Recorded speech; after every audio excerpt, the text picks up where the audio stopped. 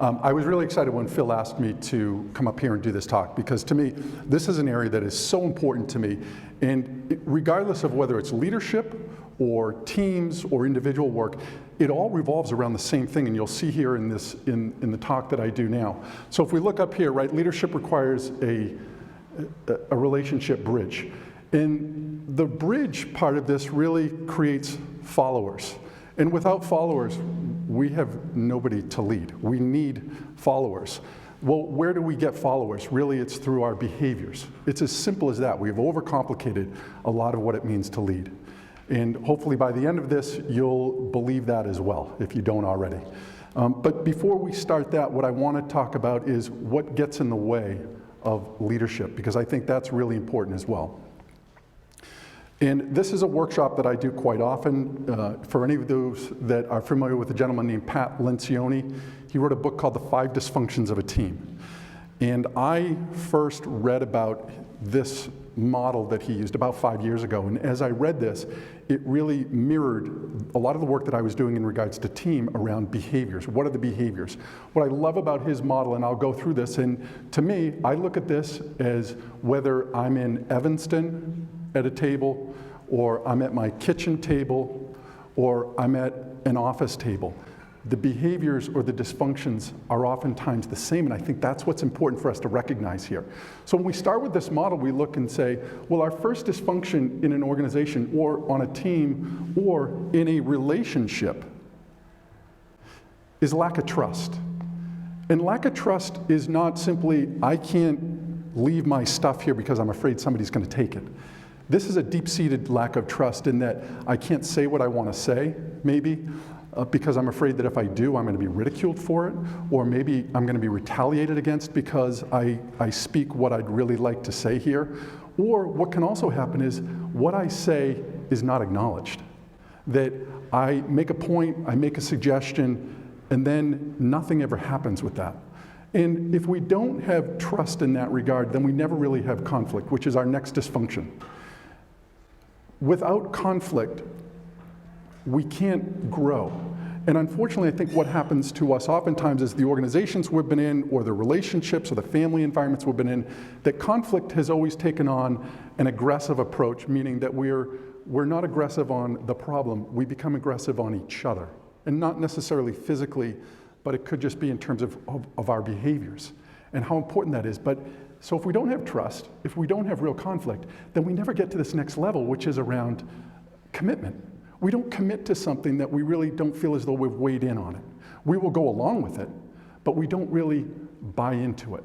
And when that happens, we move on to the next dysfunction, which is lack of accountability, which says that if we all agreed to go in a certain direction in this room, and that if a week or 2 weeks from now I saw Phil, that he wasn't doing what we agreed to as a group, if I haven't believed that I can have an honest conversation with him out of trust, then the likelihood of me going to Phil and saying, hey, Phil, you're not doing what we agreed to, is not going to be there. I won't do that.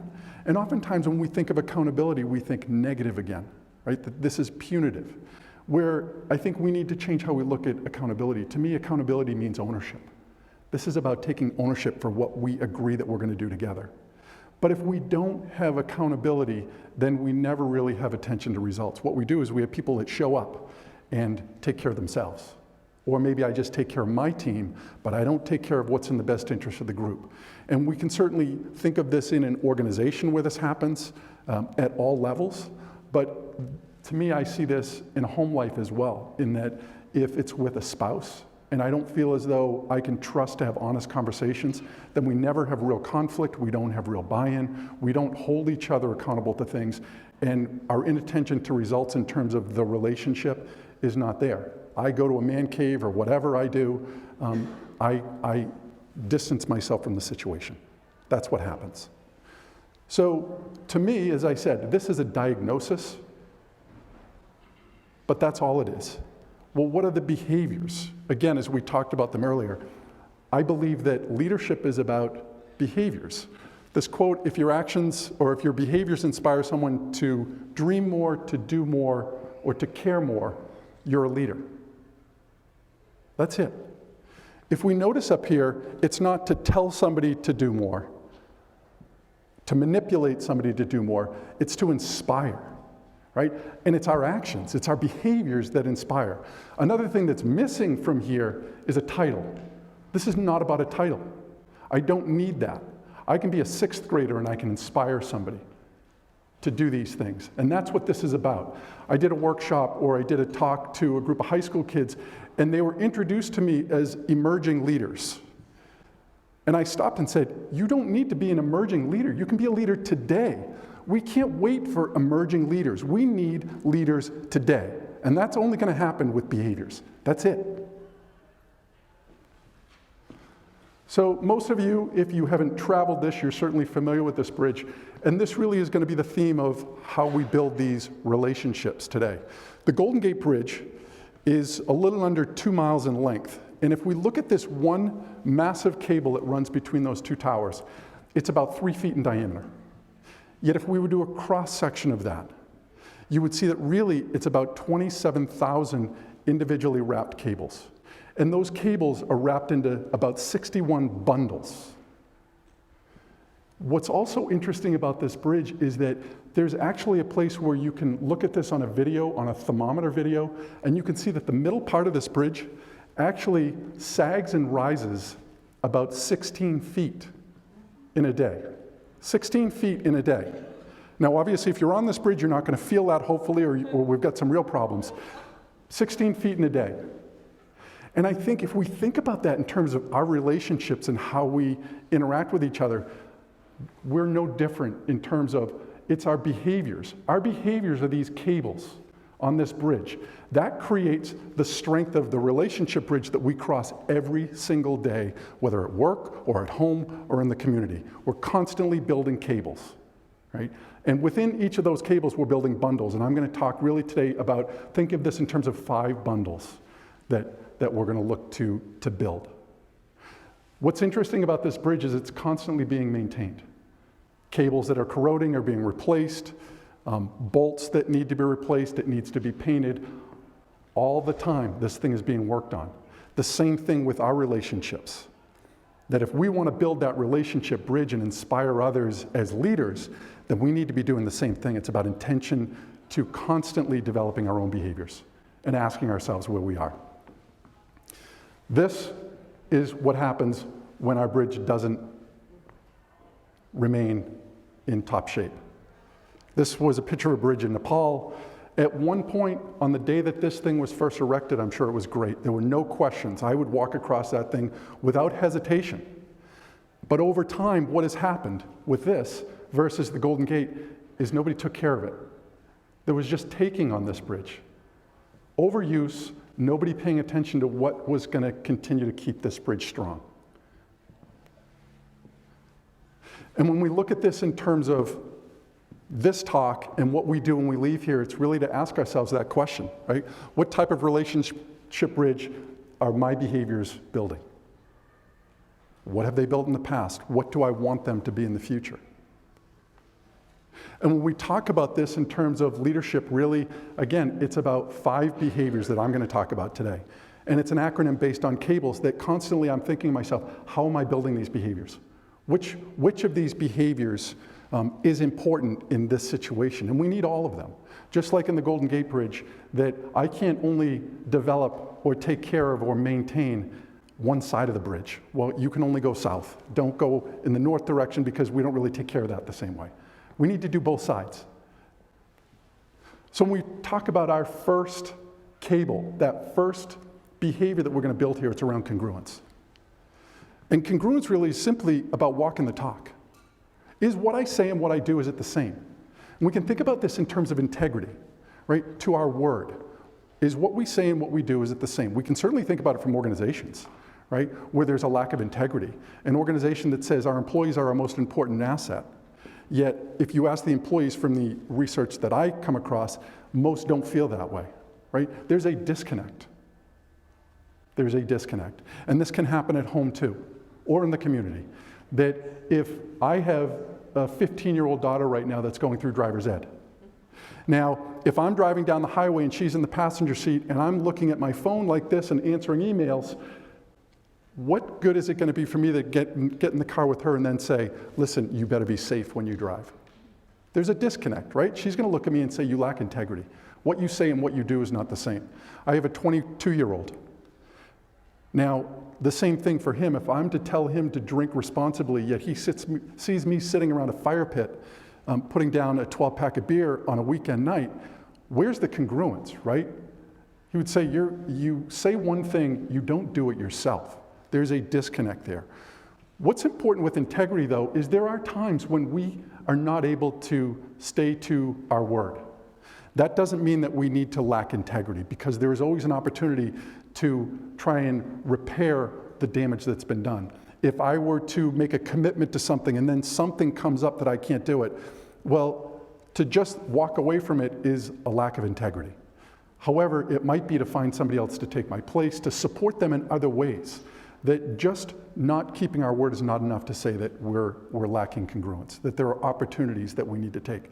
And when we think about this from building relationships, congruence is the cornerstone for us. So when we move on to the next one in terms of the A in this model, it's around appreciation. And there really are two components to here. One is around biases, and we all have them. We have unconscious biases, and we're very much like an iceberg here. That if you look at an iceberg, you see what, about 10% of what that iceberg is. And to me, that's like our lives. That oftentimes we only see 10% of each other, and probably the 10% that we want people to see of us, that we show. Yet the real story behind who we are and how we show up is under the water. Those are our stories, that's our history. And if we don't recognize that, we miss opportunities to judge people in ways that are not productive. And I'll give you one example. There's what's called the Pygmalion effect. And with the Pygmalion effect, it was first identified or researched back in 1969. And what happened was they had a high school class, group of seniors, and they had the teachers for that class. Now, the teachers were given fake assessments on these kids that were going to be in the class. And the students were rated as either high potential, low potential, or potential unknown. Yet it had nothing to do with their actual abilities. It was random, it was a bogus assessment that was given. Yet what happened was at the end of the semester, when these kids were tested out, lo and behold, the high potential kids did the best, the low potential kids did the worst, and the ones that were unknown were sort of scattered somewhere in the middle. This has been replicated over and over again. To one that I used more recently is with the Israeli army. There were 104 cadets, 4 instructors. The instructors were given basically fake folders on each of these cadets, saying that they had already been assessed, and for the instructors basically to learn this information, to remember what potential those had in your class. Unknown, right? Unknown, not potential, or high potential. And what they found, again, this was a 15-week written exam. After this 15-week course written exam, lo and behold, statistically significant, those that were rated as high potential scored the best on the exam, those who were low potential scored the worst, those that were unknown were somewhere in the middle. And what was more interesting about this is when they went on to ask the cadets which instructors that they liked the best, it was the ones that were the high potential. And we can think about that now because what it says is those high potentials were probably given more encouragement. You can do this, I'm here for you, whatever you need. Had nothing to do with their actual potential though. And if we think about that, how often do we do that to somebody else? Somebody tells us maybe we're going to be meeting somebody for work, they're coming into our department, oh, wait till you get so-and-so. Their problem. We set the stage for what's going to happen. And again, this has been replicated over and over again. So it's understanding and appreciating our biases. The second part of appreciation, though, is around recognition. And one of the acronyms that I use within this is called RPMs. And what it means is recognize positive moments. Recognize positive moments. And we can think about this in terms of a work setting where the old mentality, I think, is often, well, why are we going to recognize somebody for what we're paying them to do? Right? That's what we pay them a salary to do. Why do we need to recognize them too? But that's not the way we work. That's not the way our brain works. We need to be recognized. Now, granted, it can be different for different people, but I put this picture of a tachometer up here because we all probably have these in our cars. And to me, recognizing positive moments is no different in that if the tachometer runs too low, the car is probably going to stall. And you can liken that to disengagement within an organization or a family setting or an organizational setting, that there hasn't been enough that's been done to recognize people for what they're doing. So people eventually say, forget it, I'm out of here. Now, the flip side of that can happen too, where this can be disingenuous, right? You have employee of the day, or people get recognized for stuff that's really not sincere. It's seen as a manipulation tool. And that's where this thing redlines, right? The engine's gonna burn out. This isn't gonna work anymore because people catch on to it, that this is not a sincere type of recognition. But for all of us, there's somewhere in the middle there that's a sweet spot for us. That's where the engine runs just right. And it's for us to find out what that is, recognizing positive moments. When we move on to the next one in terms of our cables, it's the B, being for others. Gary Vaynerchuk, who's a podcaster that I listen to quite often, he actually goes by Gary V. He talks about the 51% rule. And the 51% rule is simply saying that for any interaction that I go into, if I try and provide 1%, 51% of the value of this relationship, 1% more than I get, what it does is it always sets up this ability for, I'm always providing more than I'm getting. And when I think of this from a standpoint of what we know about the principles of influence, we know that reciprocity plays in here. That for any of us that have people that do stuff for us, we have a natural wiring to want to give back. I mean, that's essentially what we do here.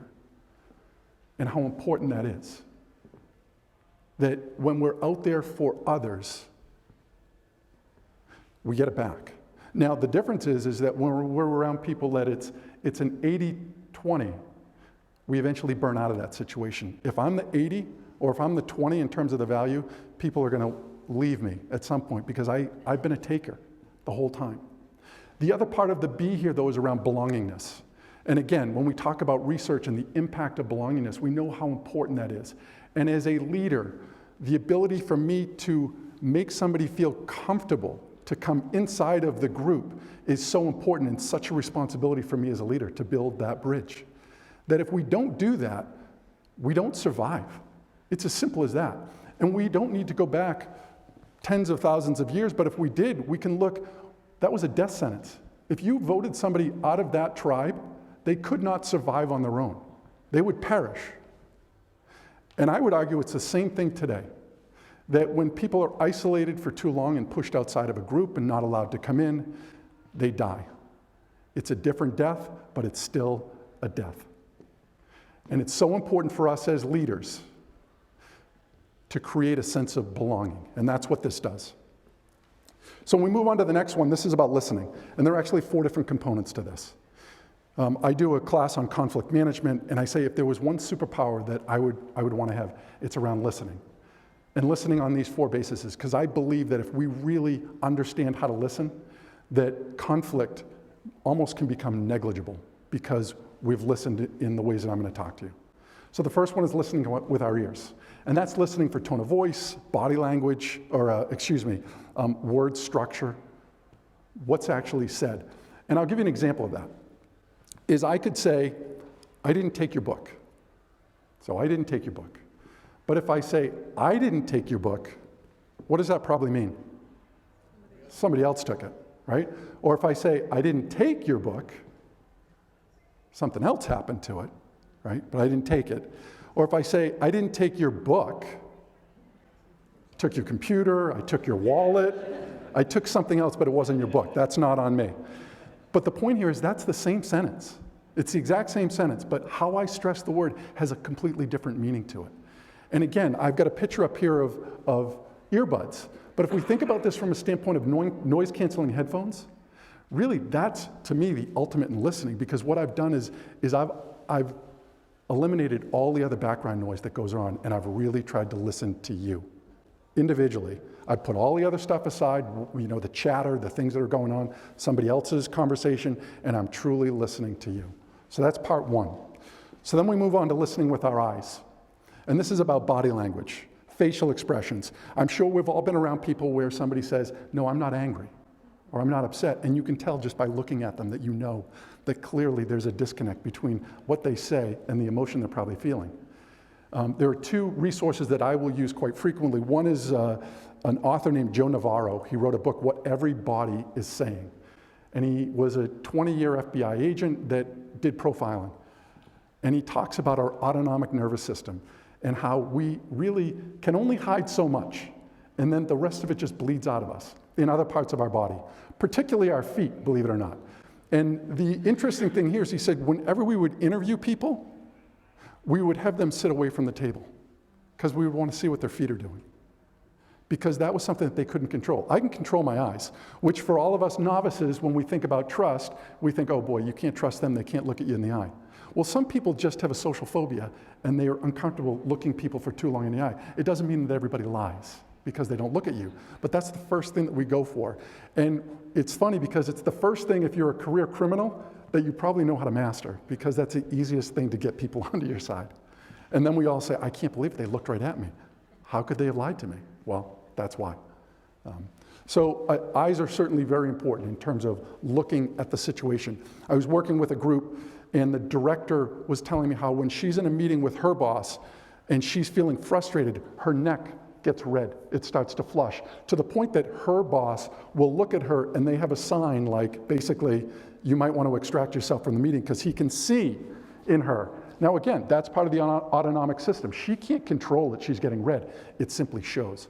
And I would challenge anybody here to say, take somebody that you know well and see when they're frustrated, what are they doing? What are they doing with their hands or their facial expressions? And I bet you'll start to pick up cues in terms of how we bleed different things out of us. The next one is listening with our mind. And listening with our mind really is about a pause. It's about that space where I hear somebody say something and I immediately judge what I think they meant by that. I don't take the time to say, is that really what they meant? Maybe this could mean something else. That space in between the action and our response is critical in terms of really listening. And I'll give you a funny little story that I heard. There was a mother and a daughter, and the mother texts the daughter and says, are you still going to be home at 9 o'clock? And the daughter texts back and says, yes, I will still be home at 9 o'clock. Why are you yelling? And the mother responds back and says, I'm not yelling. And the daughter responds back and says, all caps means yelling. And the daughter then responds back, or the mother then responds back and says, all caps means I don't know how to take my phone out of all caps, right? And some of us have probably been there. But the point of this is to say that this had nothing to do with what was really going on. But if they had not sort of taken the time to look a little deeper into what was going on, how many times do we do that? We hear something and we think that we understood what it is, but we really don't. We really haven't taken that time to do that. So the last one I'm going to speak about in regards to listening is listening with our heart. And for anybody that's involved in anything around mindfulness, to me this becomes even more critical. When I think of listening with the heart, it's about listening with concern, but also listening with curiosity, of not expecting that I have to have the answer here, that maybe you're right too. I'm in the process of interviewing somebody right now, or reading their book to interview them for the podcast that I have, and her book is on mindfulness and conflict. And in one of the chapters, she talks about the fact that, imagine that both of us are right. Now when we think about that, right, it sounds so simple.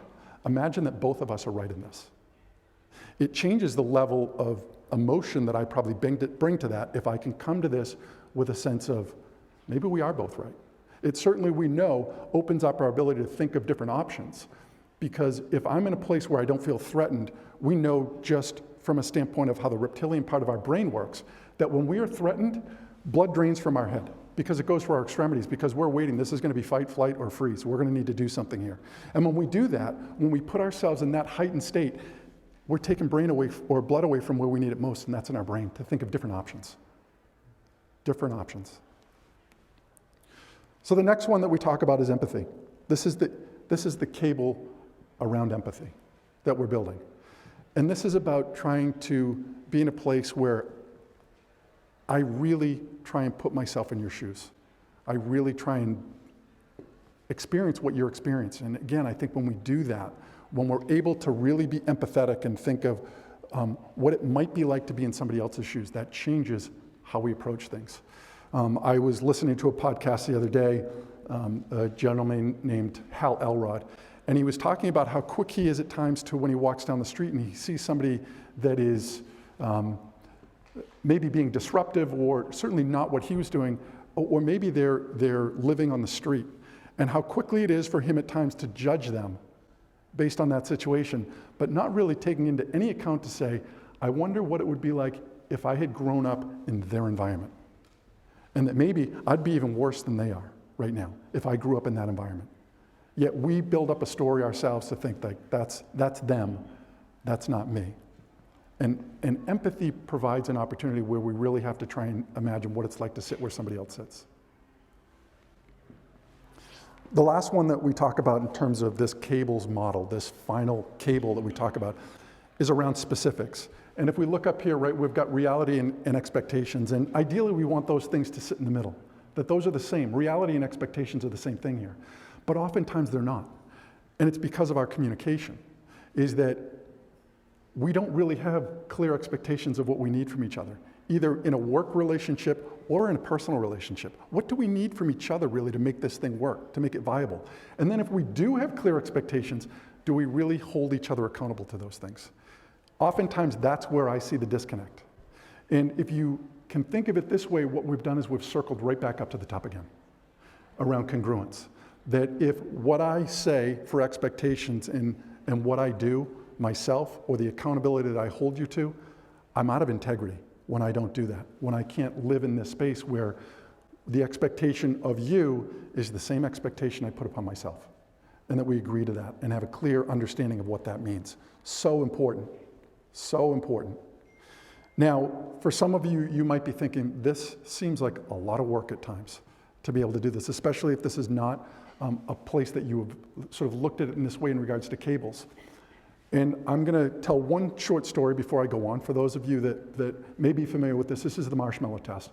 And there actually is, I just saw that there was some data that is questioning some of the work here, but we're going to go with what I believe, and certainly from my own experiences here, or have seen here, is that the marshmallow test is based on a group of kindergarten kids that I believe it was back in the 70s. And what happened was with these kindergartners, they were put in a room with an instructor, and the instructor on the table was a treat. Could have been a cookie, could have been a piece of candy, could have been a marshmallow, but it's called the marshmallow test. And the instructor said, I'm going to leave the room, and when I come back, if this is still here, you'll get 2 of them. So the instructor picks up his stuff, leaves the room. Well, some of the kids go over and they pick it up, and they're looking at it, and they're pretending to lick it, but they're not eating it. So other kids are leaving it there, and they're going into the corner, and they're like this, like, I don't want to look at this thing, to try and prevent them from doing that. Other kids obviously eat this thing. Well, what happened next was they followed these kids for decades after and found that those kids that were able to not eat this seemed to demonstrate higher abilities in a number of different areas. SAT scores, level of education, well-being. And the researchers were sort of looking like, what is it about this? And what they came to agree on at this point was that this was really about delayed gratification. That the ability to hold off getting 1 now, knowing that I was going to get 2 later on, was more important for them. They were delaying the gratification. So when I talk about this model, and I do this quite often in terms of organizations when I go in, is that the easy thing to do, because I will tell you the first day that you go and try this with somebody else, they could say, go to hell. And you're like, well, I'm not doing that again. I'm going to forget that I went to that workshop. But the important thing is to say this is about delayed gratification. This is to say that you've got to work through that. That when you work through that, this model works, whether you're at home or in the community or in an office setting. It works. And the challenge that I also would put out there is to say it's easy for me to do an inventory of the person that I'm not getting along with right now and saying they're not listening right now, right? Or they're not being congruent. That's not the way to do this. The first thing and the harder thing to do is to pull out the mirror and ask yourself, which one of these behaviors am I not doing right now? Because as much, and I am in this camp, that I want to say it's, it's your fault. is that I know it's not just somebody else's fault. I own some of this. And the faster I can come to a place where I can say, what do I own on this? Maybe I haven't been clear in terms of what my expectations are, that I haven't really listened to them. And maybe I haven't contributed to what's going on here. Or I haven't shown enough appreciation for what they're doing. Something of this list on cables, this bridge that I'm building, I own it. And I need to find a way to find that first. And if I do that, I'm going to be much better off. Again, whether at home or here or in the community.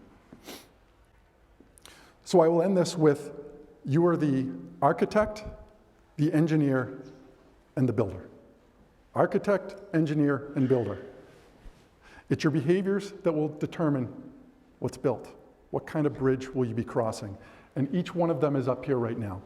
Congruence, appreciation, being for others, listening, empathy, and specifics, or otherwise known as clear expectations. When you do these things, I promise you, whatever relationship you're in, at whatever level it is at, it will get stronger. What type of bridge do you want to build? And with that, I thank you for your time.